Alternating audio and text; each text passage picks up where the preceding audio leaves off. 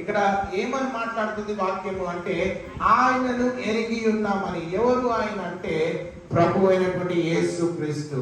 యేసు క్రీస్తు సర్వలోక మానవాళి నిమిత్తము పరమును విడిచి 2024 సంవత్సరాల క్రితము ఆయన ఈ భూమి మీద మన కొరకు జన్మించాడు, మన కొరకు ప్రాణత్యాగం చేశాడు, మన కొరకు మరి ఈ భూమి మీద మరణించాడు, తిరిగి లేచాడు, ఆరోహణమై వెళ్ళిపోయాడు, మరలా రానై ఉన్నాడు ఈ భూమి మీదకి. ఎవరి గురించి వస్తున్నాడంటే సిద్ధపడిన వధువు సంఘం కొరకు.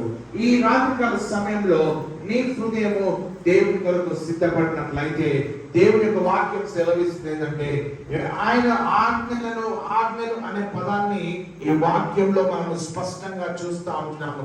ఆయనను ఎరిగి ఉన్నామని చెప్పుకొనొచ్చు. ఇంతకుముందు మిమ్మల్ని అడిగినటువంటి ప్రశ్నలో మనం చూసినట్లయితే ఆయనను ఎరిగి ఉన్నామంటే అందరూ కూడా చేతులు ఎత్తారు. మరి ఆయనను ఎరిగి ఉంటే, ఆయనకు మీకు తెలిసి ఉంటే, యేసుక్రీస్తును అనుసరించిన వ్యక్తులైతే లేఖన భాగాలు చెప్తున్నాయి ఏంటంటే, ఆయన కొరకు సాక్షి బిడ్డలుగా జీవించాలి ఈ భూమి మీద.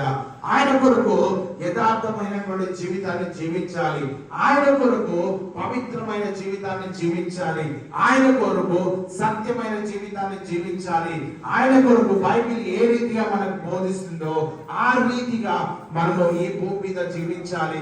ఎందుకంటే ఆ యేసుక్రీస్తుని ఎవరైతే పాటిస్తున్నారో, ఎవరైతే వెంబడిస్తున్నారో, ఎవరైతే అనుసరిస్తున్నారో వారు అంట యేసుక్రీస్తును సాదృశ్యంగా తీసుకొని ఆయనలో ఏ క్వాలిటీస్ అయితే ఉన్నాయో, ఆయనలో ఏ సత్యం అయితే ఉందో, ఆయనలో ఏ పవిత్రత అయితే ఉందో, ఆయనలో ఏ నీతి అయితే ఉందో, ఆయనలో ఏ